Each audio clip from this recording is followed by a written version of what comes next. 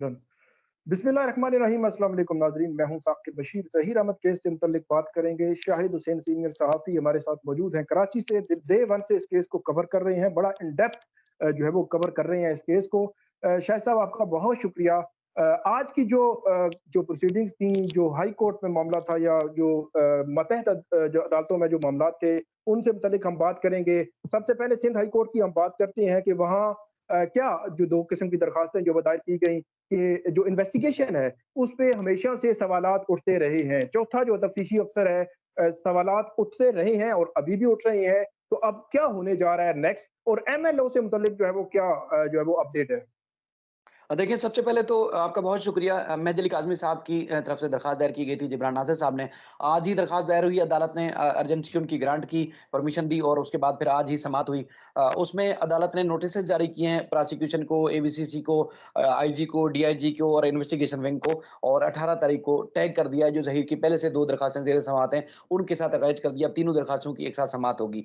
अच्छा, उसमें जिब्रान नाज़िर साहब की तरफ से जो वहाँ दलाइल भी दिए गए और कुछ साइटेशंस, और उसमें दरख़्वास्त में जो मौक़िफ़ इख्तियार किया गया है, वो इंतहाई अहम है। एक तो ये है कि जो पॉइंट उठाए गए, पॉइंट टू पॉइंट अगर मैं आपके सामने रखूँ, कि एक तो ज़हीर के सहूलतकार हैं पुलिस के अफ़सरान।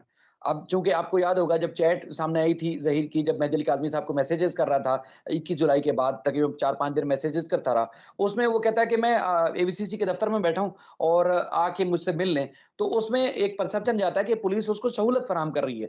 तो एक तो ये कहा गया कि जो पुलिस की मौजूदगी में बैठ के वो थ्रेट करता रहा, धमकियाँ देता रहा, मेहदी अली काज़मी साहब को हिरासत करता रहा। तो उसके बाद फिर ना सिर्फ ज़हीर, बल्कि अब उस सारे मामले की शफ़ाफ़ तहकीकात के लिए पुलिस के खिलाफ भी तहकीकात होनी चाहिए थी, दरख़्वास्तें भी दी, अब तक उस पे कोई कार्रवाई नहीं हुई। दूसरा एक और चीज़ थी कि जो जब तक ये केस अदालत में ज़ेर समाअत है, उसमें जो है वो मुल्ज़िम को यानी कि बच्ची से मिलने की इजाज़त ना दी जाए, रोका जाए। और एक और चीज़ थी कि जो केस की तहकीकात है, पुलिस की बदनीति जो सामने आ रही है और तफ्तीशी अफ़सरान ने कोई प्रोग्रेस अब तक नहीं की, और उनसे जो है वो डीआईजी सतह का जो गैर जानिबदार तफ्तीशी अफ़सर हो या अफ़सर हो, वो इस पे मुकर्रर की जाए कि इस सारे मामले की निगरानी करे। अब आपके सामने 2-4 चीज़ें जैसे पहले भी हुई, कि तफ्तीशी अफ़सर का जो एक्ट था, वो हमेशा नेगेटिव रहा। चाहे वो कोई भी तफ्तीशी अफ़सर है, चौथे तफ्तीशी अफ़सर से लेके पहले से लेके चौथे तक। यानी कि उन्होंने क्या किया? आज तक उन्होंने कार्रवाई जो की, वो की क्या? यानी कि अगर हम सिर्फ़ उन बाकियों को छोड़ दें, इस नए तफ्तीशी अफ़सर की भी बात करें, तो नए तफ्तीशी अफ़सर ने 20 जुलाई के बाद जब उनको नई तफ्तीश सुपुर्द की गई थी, अ, उन्होंने मुल्ज़मान की गिरफ्तारी के लिए, जो कि मफ़रूर खुद करार दिए थे यकम अगस्त की प्रोग्रेस रिपोर्ट में, उनको गिरफ्तार करने के लिए कोई इक़दामात नहीं किए। मीडिया के नुमाइंदों के ऊपर आपने देखा कि सिर्फ पिस्तौल लहराने, बंदूक लहराने के अलावा, जब उनको अदालत में पेश किया गया था मुल्ज़मान को, इसके अलावा कोई काम हमें नज़र नहीं आता। और उसके बाद फिर सिर्फ और सिर्फ मुल्ज़मान को प्रोटेक्शन देते रहे, लेकिन कोई और चीज़ तफ्तीश की बुनियाद पर, केस की बुनियाद पर नहीं की। इससे पहले जो कुछ हो चुका था, यानी कि उम्र का तयन हुआ या बहुत सारी चीज़ें हुई, वो पहले जो कुछ हो चुका था, इसके बाद उन्होंने नहीं किया। तो उस पर इनके जो एतराज़ थे वो भी, और ख़ास तौर पर जो चाइल्ड रिस्ट्रेन मैरिज एक्ट से मुताल्लिक जो तहकीकात होता है या उसका मामले का तरीक़ाकार होता है, वो भी अदालत से इस्तदा की गई है सिंध हाई कोर्ट से, कि उसके एसओपीज़ तलब किए जाएँ, और उसके बाद फिर नई प्रोग्रेस, यानी कि अब तक पुलिस ने क्या कारनामे अंजाम दिए, क्या जो है वो प्रोग्रेस की है, उस सारी तफ़सीलात भी जो है वो तलब की जाए। तो इस पर अदालत ने इब्तदाई दलाइल के बाद जो है वो जो मुद्दई का मौक़िफ़ था, वो दुरुस्त तस्लीम किया और उसके बाद नोटिस जारी किए। अब फ़रीक़ैन से तफ़सीली जो है जवाब तलब किया है। इसके अलावा जो एमएलओ का मामला है, आपको पता है मजिस्ट्रेट ने भी मुस्तरद की थी दरख़्वास्त, और उसके बाद रिवीजन में जो एडीजे साहब हैं, उन्होंने भी मुस्तरद की थी। अब 561 के तहत जो दरख़्वास्त दायर की गई थी यहाँ सिंध हाई कोर्ट के सिंगल रुकनी बेंच के सामने, तो वहाँ पर भी 2-3 चीज़ें की गई। एक तो ये है कि एमएलओ करवाने का हुक्म दिया जाए, चूँकि चालान से पहले ये बहुत ज़्यादा ज़रूरी है कि उसमें ये जब तयन हो जाएगा कि हाँ, एमएलओ में क्या-क्या चीज़ हुई है, और डॉक्टर ज़ाहिरी जब रिपोर्ट देंगे, तो उसमें ये चीज़ें बहुत ज़रूरी थी। तो उसमें जो है वो अदालत ने उसमें दरख़्वास्त में भी 15 अगस्त यानी कि पीर के रोज़ के लिए नोटिसेज़ जारी किए हैं, और जितने भी फ़रीक़ैन है, प्रोसिक्यूशन, उनसे रिपोर्ट माँगी है, और अदालत ने जो चालान जमा कराने की से रोका जाए फ़िल वक़्त, उससे मुताल्लिक जो है वो अदालत ने जो है वो अदालत के सामने इस्तदा रखी गई थी जिब्रान नासिर की तरफ से। लेकिन अदालत ने कहा, अगर बाद में एमएलओ हम करने का ऑर्डर दे भी देते हैं, तो पुलिस के पास इख्तियार होगा कि ज़िमनी चालान बाद में पेश कर सकती है, यानी कि नई दफ़ात के तहत। तो उसमें भी 2 चीज़ों में बड़ी हाई कोर्ट से प्रोग्रेस अच्छी हो गई है। अब देखते हैं कि पीर के रोज़ दलाइल होने, उसके बाद फिर जो 2 दरख़्वास्तें ज़हीर ने पहले से दायर की हुई हैं, जिसमें वो कहता है कि एक तो उसके खिलाफ जो है मुकदमा बनता नहीं है, ख़ारिज किया जाए। दूसरा ये है कि पुलिस हाई कोर्ट के ऑर्डर के बावजूद ट्रायल कोर्ट में उसके खिलाफ केस चला रही है। प्रोसिक्यूशन और जो प्रोसिक्यूटर जनरल सिंध है उनके खिलाफ और केस के तफ्तीशी अफसर के खिलाफ तौहीन अदालत की कार्रवाई की जाए। अब इन दोनों दरखास्तों को उनके साथ अटैच भी कर दिया है, तो इस दरखास्त की समाअत 18 अगस्त को होगी। ये सारे चारों जो है वो चीज़ें 18 अगस्त को सुनी जाएँगी। जी, जी, जी, बिल्कुल। इट मीन कि जो एमएलओ वाला मामला है वो लिंगर ऑन नहीं हो रहा?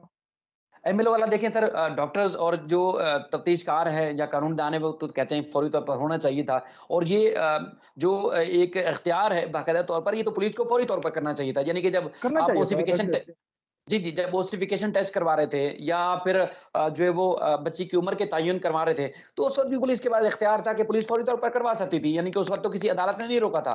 आज अगर पुलिस बहाना बना रही है कि जी बच्ची को चाइल्ड प्रोटेक्शन ब्यूरो में रखा हुआ है, तो अदालत ने रखा हुआ है, इसलिए अगर एमएलओ करवाएँ या कहीं भी बच्ची को मूव करना है, तो अदालत की इजाज़त ज़रूरी है। तो अगर रिक्वायरमेंट होती है, आपको पता है कि केस जब बनता है, एफआईआर दर्ज होती है, तो उसमें कौन-कौन से शिकायत को उस केस के या उस रिकॉर्ड का हिस्सा बनाना है, ये तो तफ्तीशी अफ़सर से बेहतर कोई जानता नहीं है।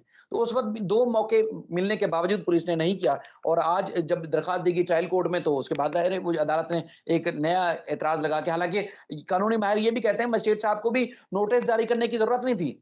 मतलब पुलिस ने एक इंटीमेट किया अदालत को और अदालत ने इंटीमेशन के ऊपर ऑर्डर कर देना चाहिए था।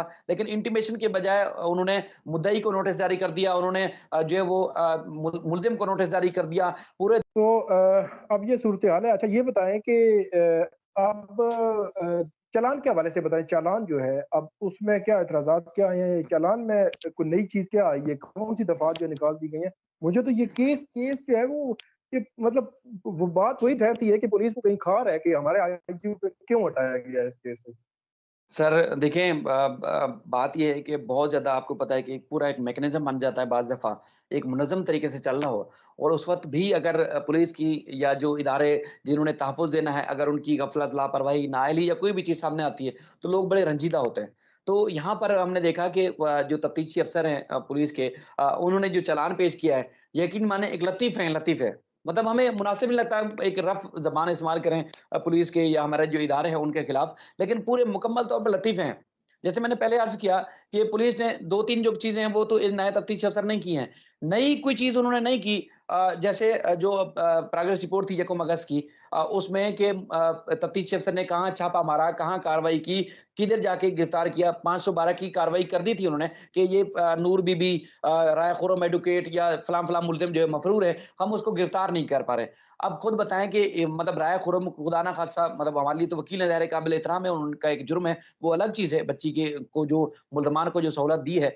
लेकिन बड़ी हैरानकुन चीज़ ये है कि पुलिस कहती है कि उनके कवायफ़ उनको नहीं मिले, इसलिए उनको उन तक पहुँचना जो है पुलिस के बस की बात नहीं है, पुलिस नहीं पहुँच पा रही। एक और नूर बीबी साहिबा, यूट्यूबर्स की एक्सेस है, यूट्यूबर जाके नूर बीबी का इंटरव्यू भी करते हैं, उनसे जो है वो सवाल-जवाब भी करते हैं और एक दफ़ा नहीं कई कई दफ़ा यूट्यूबर जो है वो एक्सेस करते हैं और उसके बाद नूर बीबी जाती है लाहौर प्रेस क्लब में, वहाँ प्रेस कॉन्फ्रेंस भी तवील करती है, लेकिन नज़र नहीं आती या अगर किसी को पता नहीं है उनकी मौजूदगी का, वो मुल्ज़िम है या उनको वो पुलिस को मतलूब है, तो वो सिर्फ़ सिंध पुलिस को नज़र नहीं आती है, इसके अलावा सबको नज़र आ रही हैं, हर जगह वो नज़र आ रही हैं। तो पुलिस ने लाचारगी का इज़हार किया था। अब जो चालान पेश किया यानी कि 2 रोज़ हमें पहले पता चला कि 2 से 3 रोज़ पहले डिस्ट्रिक्ट प्रोसिक्यूटर के पास जमा कराया गया था। उसमें स्क्रूटनी में प्रोसिक्यूशन ने, इस्तग़ासा ने एतराज़ लगा दिया और बल्कि एतराज़ लगा के चालान वो वापस कर दिया है। उसमें 3 दफ़ात लगाई गई थी, एक तो चाइल्ड रिस्ट्रेंट मैरेज एक्ट, इसके अलावा जो एक नॉर्मल अगवा होता है अगवा और इसके अलावा जो एक था कि इसमें ह्यूमन ट्रैफिकिंग यानी कि एक इंसानी स्मगलिंग हुई है। आप खुद अंदाज़ा लगाएँ कि एक जो घर से आप ज़बरदस्ती अगवा करते हैं, बदफ़ेली की नीयत से, रेप की नीयत से या किसी को नुकसान पहुँचाने की नीयत से। अब पुलिस कहती है नहीं घर से अगवा नहीं किया, वो शादी कम उम्री में शादी भी हुई, उसका निफ़ास भी होता है, तलाक भी होता है, सारी चीज़ें होती हैं। लेकिन मामला ये है कि उसमें बदफ़ेली नहीं हुई।